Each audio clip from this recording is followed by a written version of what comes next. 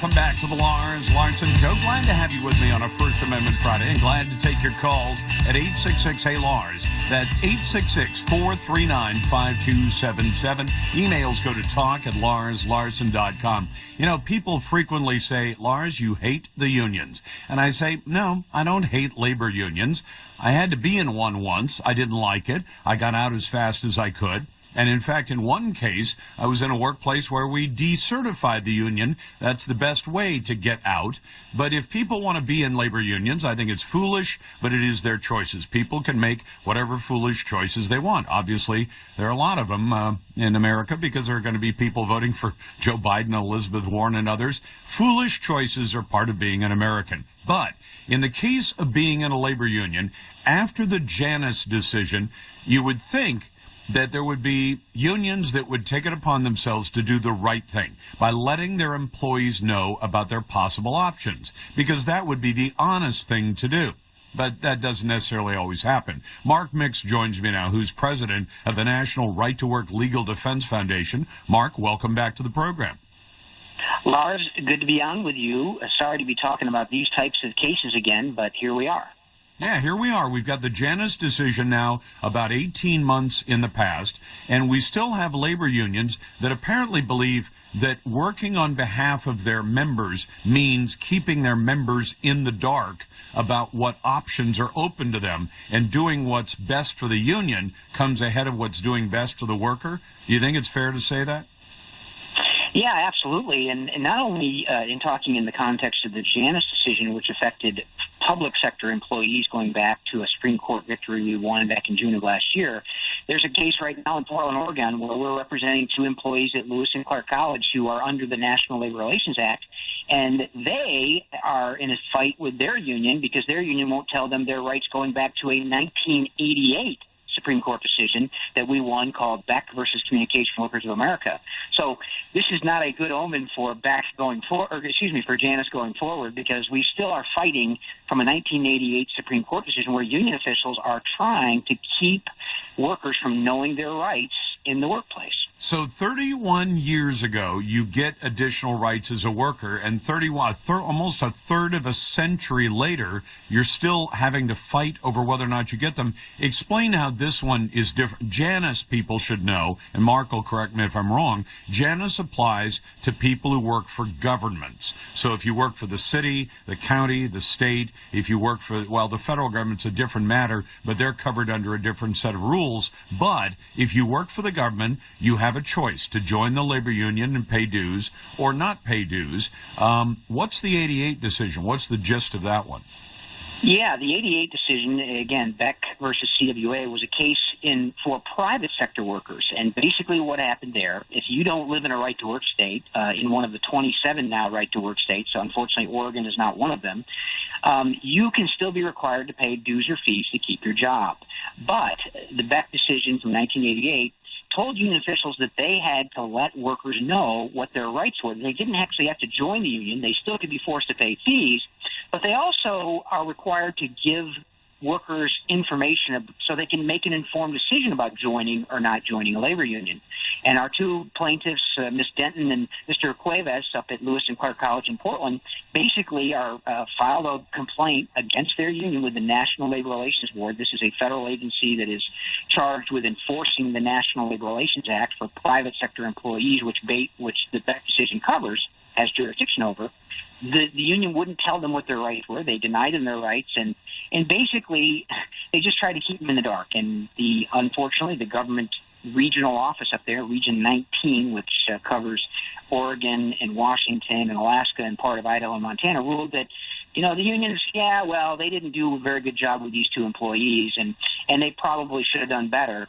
But they settled with the union and said, you know what, we'll just post a notice and we'll let any future employees know what their rights are. But they decided not to let any current employees what their rights are. So we appealed on their behalf, and the general counsel, who's the top litigator for the National Labor Relations Board, basically overturned the regional decision and said, you know what, go back and do this right. And so that was a small victory for Ms. Denton and Mr. Cuevas, but there's still obviously more work to be done, Lars, because, this is 31 years old. Well, it's funny, Mark. You know that I'm a small employer. I have 3 great employees. And one of the things I have to pay on their behalf is workers' compensation insurance so that if they're injured on the job, they can get taken care of. And just this week, I got one of these mailers that came from the state government that said you are required to post this notice. And all it is a notice that says if you get hurt on the job, you have a right to get some things taken care of in terms of workers' compensation. And I don't mind sticking it to the wall.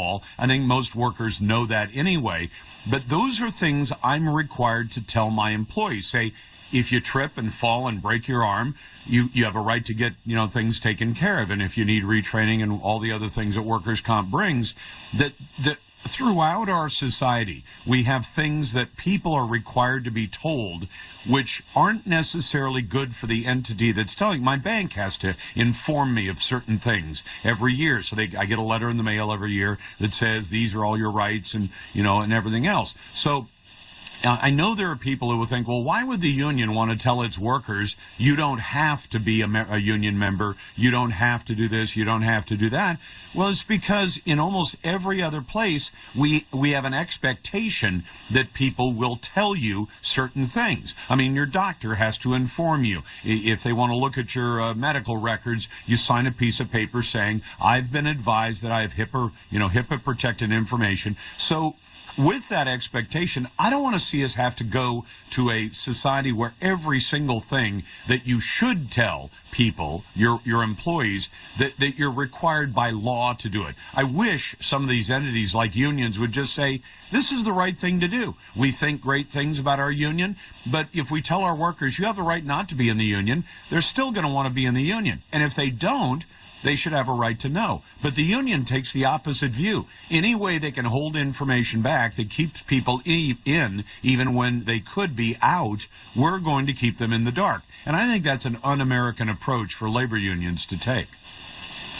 Yeah, indeed, Lars. And the privacy regs and the HIPAA regs, that's a great example of the requirements. Now, I'm not all for mandates and all of this stuff, but the idea that workers have these rights, and union officials who have been granted significant privileges over the workplace rights of employees across the country going back to 1935. They've gotten pretty lazy about this because it's a pretty good business model, Lars. If you can force someone to pay you as a condition of working and feeding your family, you get lazy. And frankly, I think these unions do. And then once they realize that these rights are out there, and this brings us back to Janus, because in Janus, Justice Alito, and the majority in that case, basically told every government employer across the country that you must have an affirmative waiver from every single government employee that they would like you or will allow you to take money out of their paychecks.